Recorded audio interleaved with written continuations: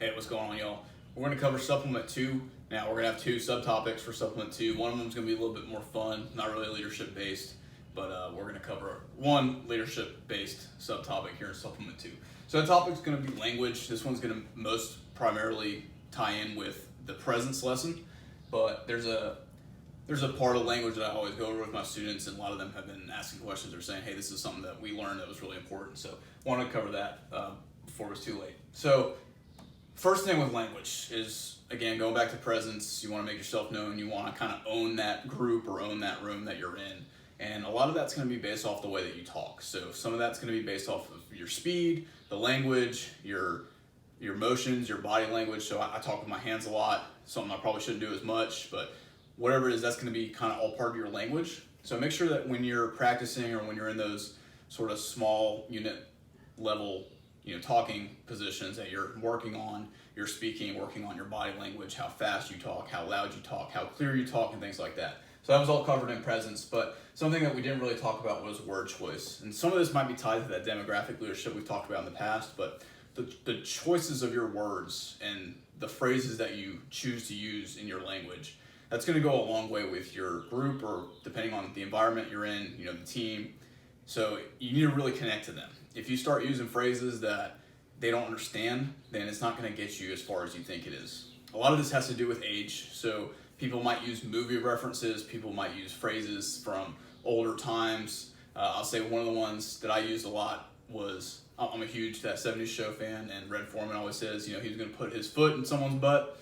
So, whenever I was sort of jokingly upset with my students, I'd say, hey, I'm going to go Red Foreman on you. And a lot of them were looking around and they were like, I have no idea what you're talking about, because they were just a little bit too young to understand that 70s Show reference. So make sure that you're using references or using phrases that really are applicable to the group that you're talking to. That's going to be part of word choice. Another thing with word choice is there are going to be different phrases that mean different things to different people depending on their background, depending on their upbringing. So, if you say, especially qualifying words, such as, if you're putting a definition on somebody, whether it's, struggling or poor, if we're talking financial, whatever it might be, those things are going to mean different levels to different people. So making sure that you're using the right words that are either all-encompassing or specifically to that group that you're talking to, that's going to go a long way for you. So make sure you understand the word choice that you've decided to go with whenever you're talking to your groups. And then cursing. This is a good one for me, because a lot of people laugh at this when I talk about it, but cursing is a big deal for me. Growing up, my family didn't curse a lot. They cursed enough, and I kind of grew onto that too, where, you use bad language when you're upset or whatever it might be, that situation that you want to use curse words. But I think I probably used it a little bit more than I should have growing up.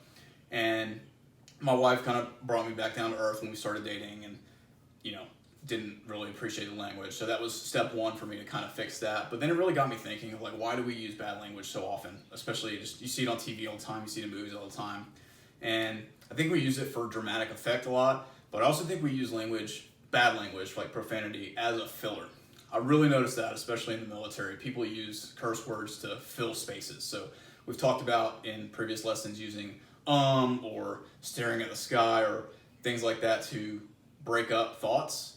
But a lot of people use bad language, and they say, F this, or this is BS, different language like that.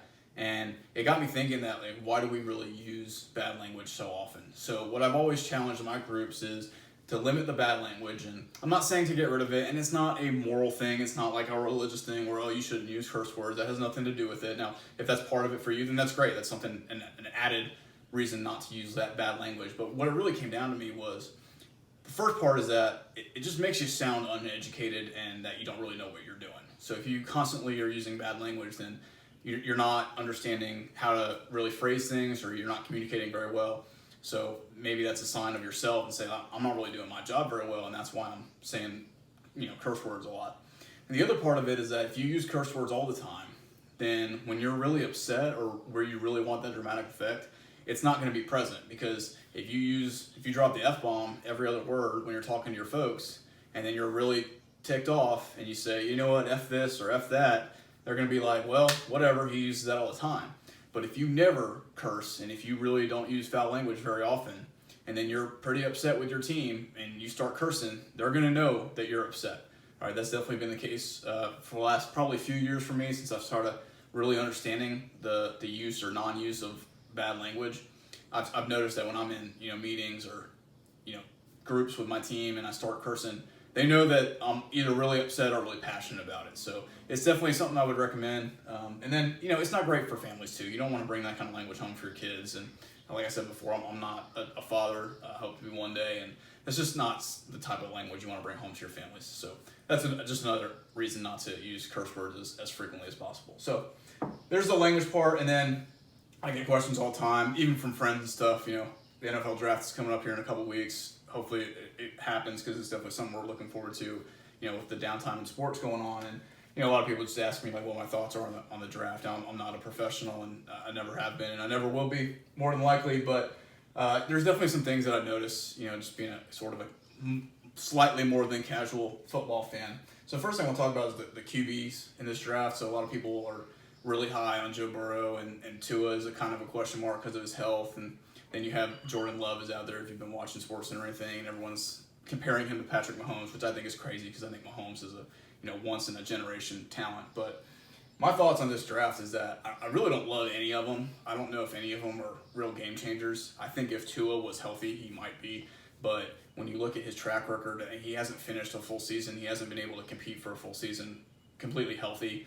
And also with him, he has struggled against some of the better teams that he's played, right? So, being a Georgia fan, obviously it was hard to see him beat Georgia in the national championship. But when they played in the SEC championship the following year, he really struggled against Georgia. And it took Jalen Hurts to kind of come in and fix his mistake. But then he got kind of smoked against Clemson in the national championship game. And then, didn't perform great this year in some cases. Now, he did play pretty well against LSU. So, anyways, Tua, not sold on him. I love his competition. I think he's a competitor, and I love that. And I think his attitude is awesome. But I think physically he's a little bit reckless. And when you're drafting a quarterback that high, it's sort of an investment. So not sure if I'm sold on Tua.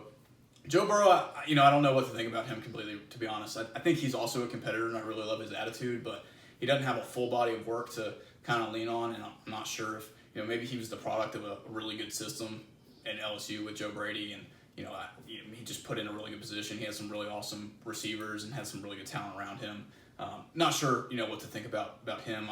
I don't know if I'd use number 1 overall pick for him, but I also don't know which quarterback I would.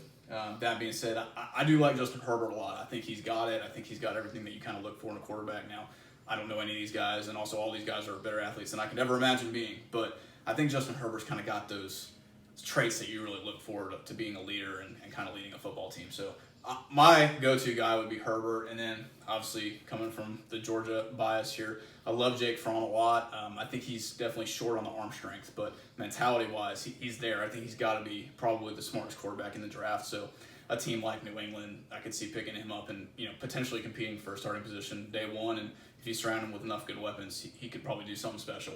So those are my thoughts on quarterbacks, and then trade thoughts. So this has been a concept of mine that I don't know if I don't understand something as much as other people, but if you're picking first, second, third in the draft, that means that you probably have a lot of problems and a lot of holes to fill with your team. So I would always, almost, unless there's that just like once in a lifetime person that you need to draft, I would always trade back and get as many picks as you can, right? Like if I can get 3 or 4 second and third round picks for that first round pick, then those are 3 or 4 potential starters on my team. Whereas that first round pick, yeah, he might be awesome, but it's only one starter, and you're going to have multiple holes to fill if you're picking first, second, or third in the draft. So that's my thoughts on those trades. I don't know why we don't see it too often. I think LA did it not too long ago when Washington moved up to get RG3 with the second overall pick, and they got some really awesome players with those draft picks. I think that was one really good example. I think Indianapolis has done it recently, so you see some teams out there that have done it and had some success with it, and I'm interested to see in the future maybe that'll happen. The more rookie players that you get on your team, then the less that you're paying your team, and that might be something to consider in the future. So those are my thoughts on the NFL draft. Again, not an expert or anything like that, just a maybe slightly more than a casual fan. But all those guys are awesome, and really look forward to seeing their success in the future. So that's all I got for this supplement 2, and I appreciate